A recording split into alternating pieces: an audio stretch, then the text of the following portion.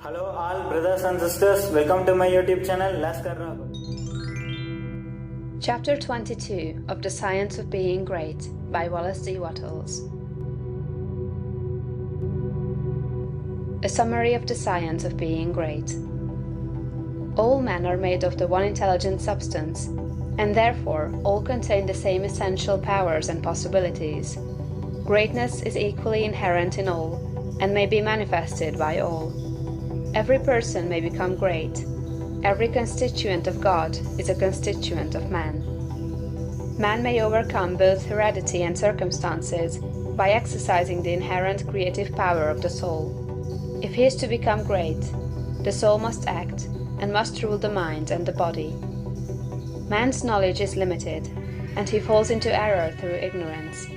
To avoid this, he must connect his soul with the universal spirit. Universal spirit is the intelligent substance from which all things come. It is in and through all things. All things are known to this universal mind, and man can so unite himself with it as to enter into all knowledge. To do this, man must cast out of himself everything that separates him from God. He must will to live the divine life, and he must rise above all moral temptations. He must forsake every course of action that is not in accord with his highest ideals. He must reach the right viewpoint, recognizing that God is all, in all, and that there is nothing wrong. He must see that nature, society, government, and industry are perfect in their present stage, and advancing toward completion, and that all men and women everywhere are good and perfect.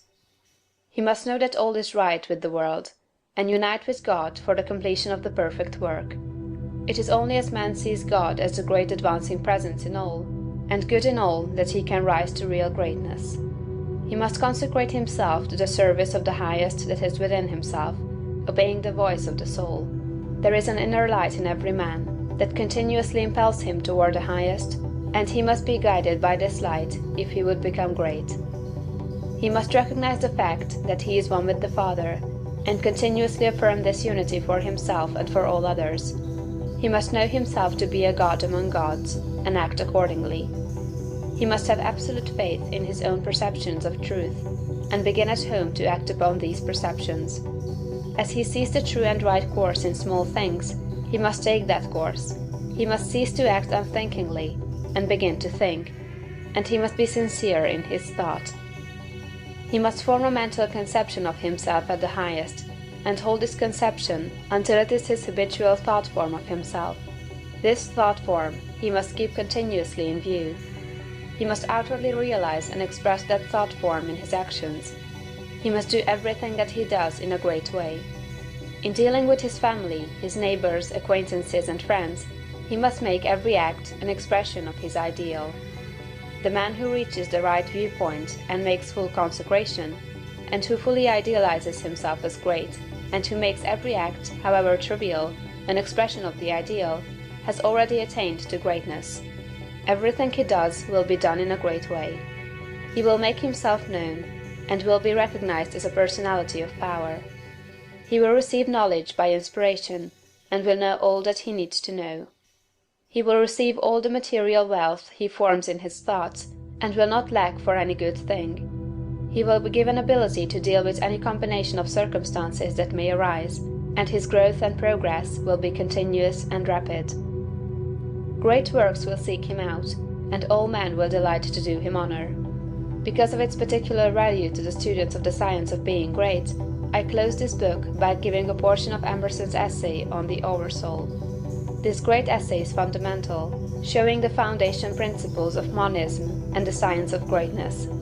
I recommend the student to study it most carefully in connection with this book. What is the universal sense of want and ignorance, but the fine innuendo by which the great soul makes its enormous claim? Why do men feel that the natural history of man has never been written, but always he is leaving behind what you have said of him, and it becomes old, and books of metaphysics worthless?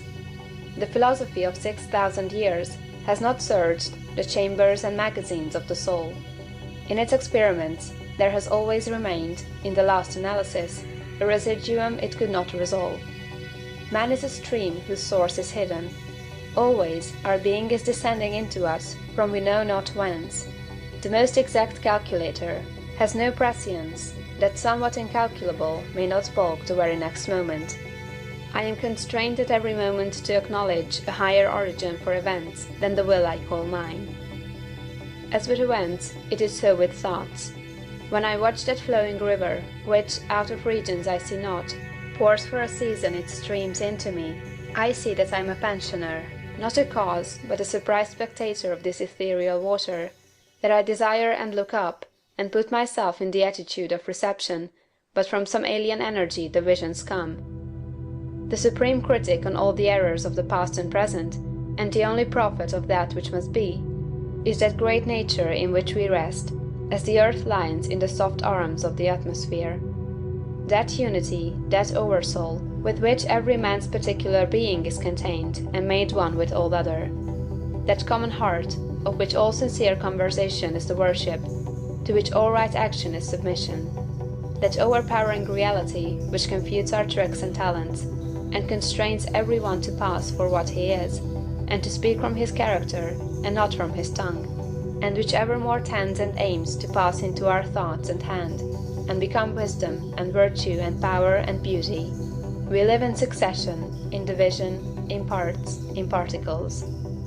Meantime within man is the soul of the whole, the wise silence, the universal beauty, to which every part and particle is equally related, the eternal one. And this deep power in which we exist, and whose beatitude is all accessible to us, is not only self-sufficing and perfect in every hour, but the act of seeing, and the thing seen, the seer and the spectacle, the subject and the object, are one. We see the world piece by piece, as the sun, the moon, the animal, the tree, but the whole, of which these are the shining parts, is the soul. It is only by the vision of that wisdom that the horoscope of the ages can be read, and it is only by falling back on our better thoughts, by yielding to the spirit of prophecy, which is innate in every man, that we know what it saith. Every man's words, who speaks from that life, must sound vain to those who do not dwell in the same thought on their own part. I dare not speak for it.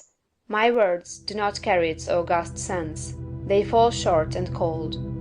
Only itself can aspire whom it will, and behold, their speech shall be lyrical and sweet, and universal as the rising of the wind.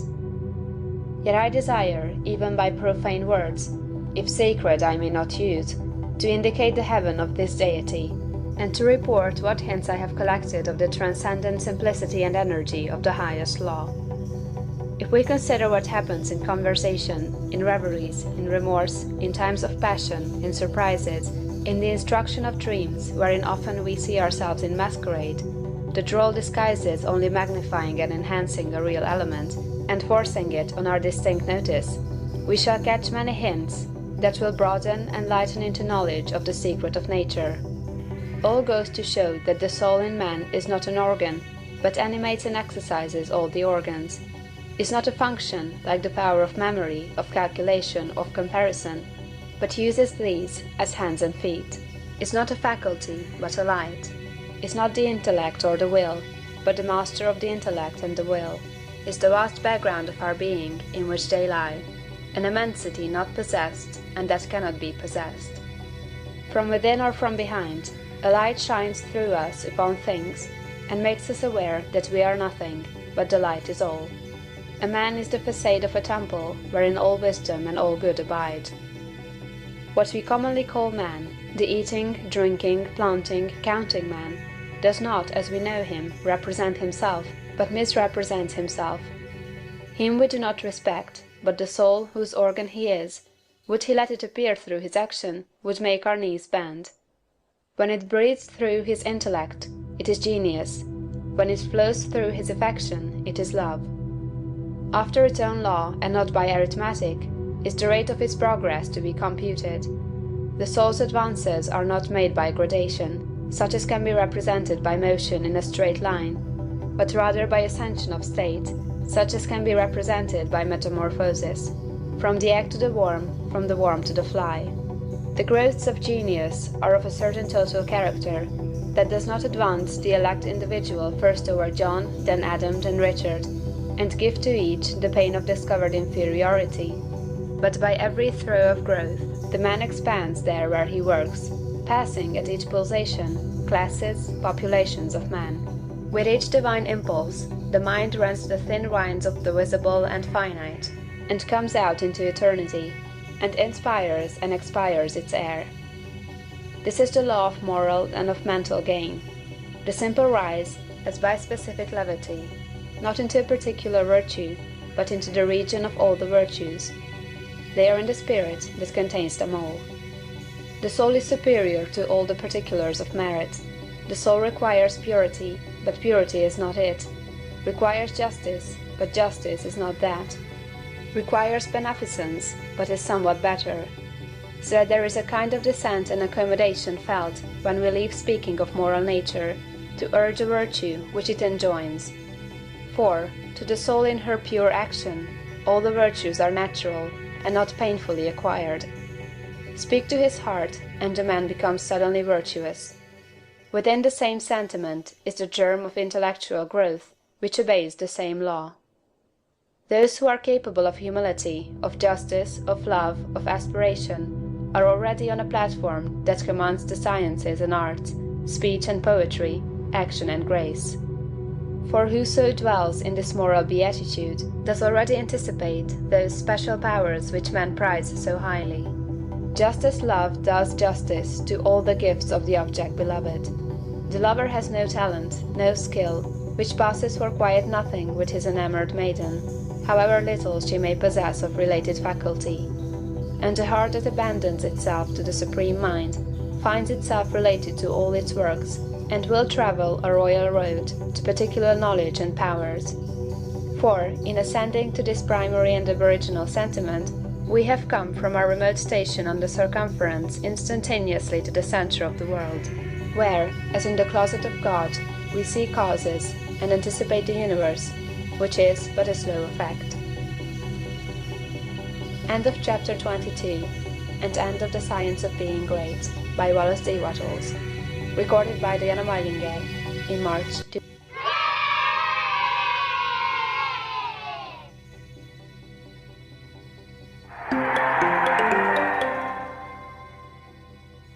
Thank you!